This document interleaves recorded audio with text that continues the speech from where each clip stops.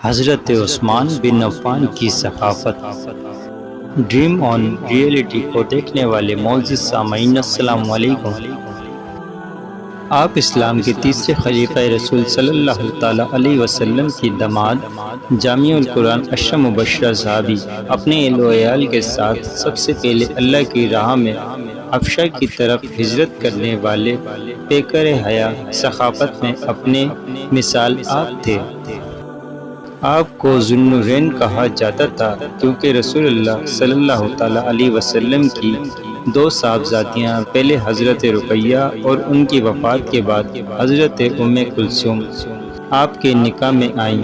حضرت ام کلثوم کی وفات کے بعد حضور صلی اللہ تعالیٰ علیہ وسلم نے فرمایا، اگر میری 40 بیٹیاں بھی ہوتی تو انہیں یک کے بعد عثمان کی نکاح میں دے دیتا۔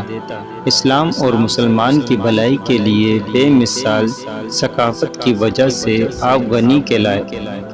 حضرت عمر نے اپنی شہادت سے پہلے خلافت کے لیے کچھ نام دیے۔ ان میں سے مشورے سے حضرت عثمان کو خلیفہ بنایا گیا۔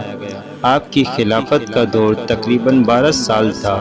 اس دور میں بھی اسلامی فتوحات جاری رہیں، مسلمانوں کی بیری فوج بنائی گئی اور مسجد حرام اور مسجد نبوی کی توسیع کا کام ہوا۔ آپ کسی عالم نے حضرت عثمان کے بارے میں فرمایا، کیا میں اس آدمی کا حیا نہ کروں جس سے فرشتے بھی حیا کرتے ہیں؟ صحیح مسلم 6209۔ آپ جب اسلام لائے تو آپ کے چچا نئے دین کو اپنانے سے منع کیا اور جب آپ نے انکار کیا تو ڈرایا دھمکایا، پھر چنائی میں لپیٹ کر مارا پیٹا، دھوئیں کی دھونی دی، لیکن آپ کسی بھی صورت اسلام کو چھوڑنے پر راضی نہ ہوئے۔ پھر رسی سے باندھ دیا، پھر مارنا شروع کیا، لہو لہان کر دیا۔ لیکن آپ نے کہا، چاہے میرے ٹکڑے ٹکڑے کر دو، میں بتوں کی عبادت ہرگز نہیں کروں گا۔ چچا نے جب یہ دیکھا تو ہار مان کر چھوڑ دیا۔ ایک دفعہ حضرت عثمان ملک شام سے تجارت قافلہ لے کر مدینے پہنچے۔ اس وقت مدینے میں سخت قید پڑا ہوا تھا۔ جب مدینے کے تاجروں کو پتہ چلا تو وہ دوڑے دوڑے حضرت عثمان کے دروازے پر آئے تاکہ وہ آپ سے غلہ خرید کر منہ مانگے داموں بیچ سکیں۔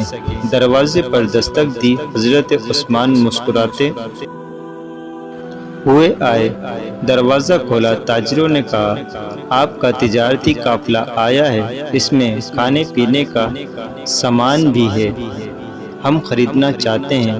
حضرت عثمان نے کہا، ٹھیک ہے، اندر آ جاؤ۔ تاجر بولے، ہم آپ کو 10 کے 12 دیں گے۔ آپ نے فرمایا، یہ تو کم ہے،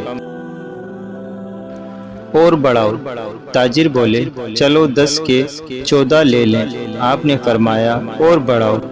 کہا 10 کے 15 لے لیں۔ آپ نے کہا، اگر سارا سامان خریدنا ہے تو کچھ اور بڑھاؤ۔ تاجر بولے، شاید مدینے میں کوئی اور تاجر ہو جو ہم سے بھی آپ کو زیادہ منافع دے۔ اس پر آپ مسکرائے اور کہا، ایک ذات ہے جو اس سے بھی زیادہ نفع دے رہا ہے، 1 پر 10 یعنی 10 پر 100، پھر کیوں نہ میں اس کے ہاتھ یہ سب بیچ ڈالوں۔ تاجروں نے حیرت سے پوچھا، وہ کون ہے؟ آپ فرمایا، تم نہیں جانتے، وہ اللہ ہے۔ یہ کہہ کر اپنا سارا مال غریبوں میں تقسیم کر دیا۔ لوگ دعائیں دینے لگے۔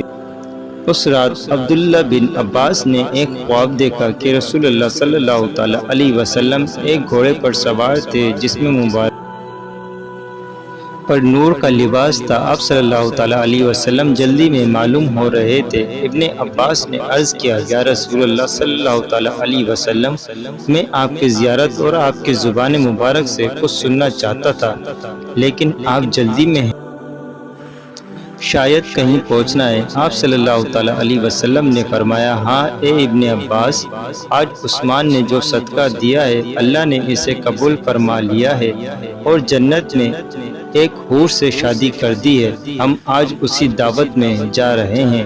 عثمان بدر کی لڑائی میں شریک نہ ہو سکے تھے۔ ان کے نکاح میں رسول اللہ صلی اللہ تعالیٰ علیہ وسلم کی ایک صاحبزادی تھی اور وہ بیمار تھیں۔ ان سے نبی کریم صلی اللہ تعالیٰ علیہ وسلم نے فرمایا کہ تمہیں بھی اتنا ہی ثواب ملے گا جتنا بدر میں شریک ہونے والے کسی شخص کو، اور اتنا ہی حصہ بھی ملے گا۔ صحیح بخاری 3130۔ حضرت ابو موسیٰ اشعری سے روایت ہے، کہا ایک دن رسول اللہ صلی اللہ تعالیٰ علیہ وسلم مدینہ منورہ کے باغوں میں سے ایک باغ میں ٹیک لگائے بیٹھے ہوئے تھے۔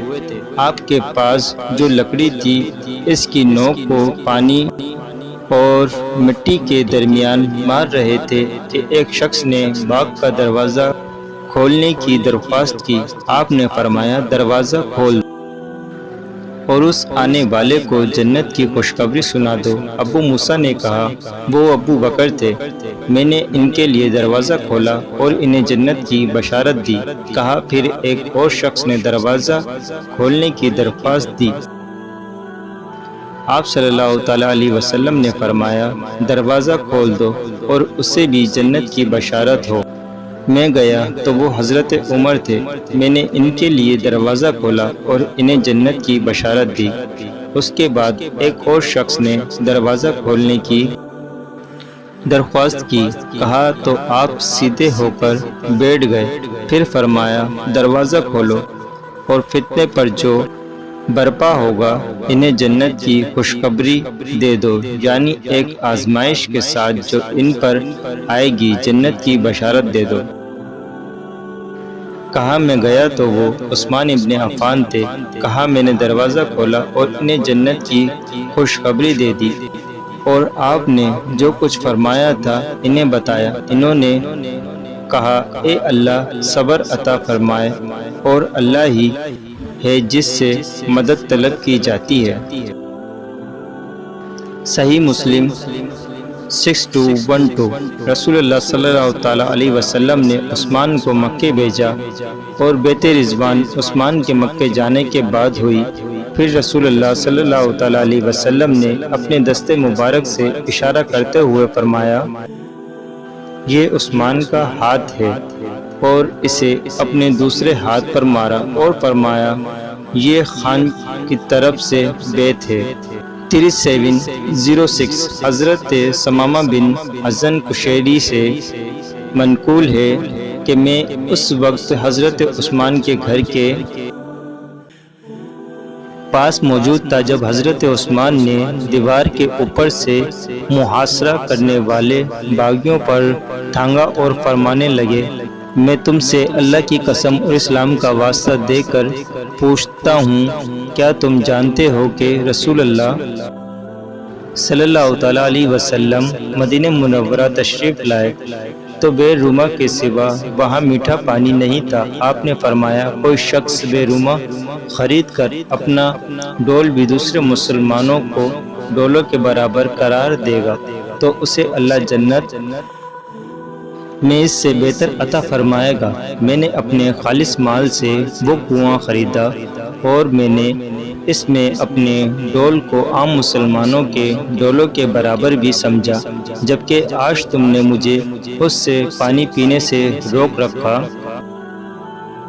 ہے، حتیٰ کہ میں سمندری پانی جیسا نمکین پانی پیتا ہوں۔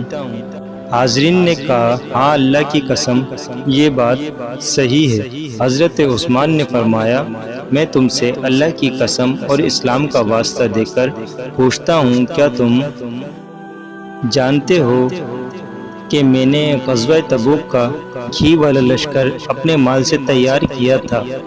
انہوں نے کہا اللہ کی قسم ہاں۔ پھر فرمایا میں تم سے اللہ کی قسم اور اسلام کا واسطہ دے کر پوچھتا ہوں، کیا تم جانتے ہو کہ مسجد نبوی نمازیوں کے لیے تنگ ہو گئی تھی تو رسول اللہ صلی اللہ تعالیٰ علیہ وسلم نے فرمایا جو شخص فلاں خاندان کا احاطہ خرید کر مسجد میں اضافہ کرے گا تو اللہ تعالیٰ اسے جنت میں اس سے بہتر دے گا۔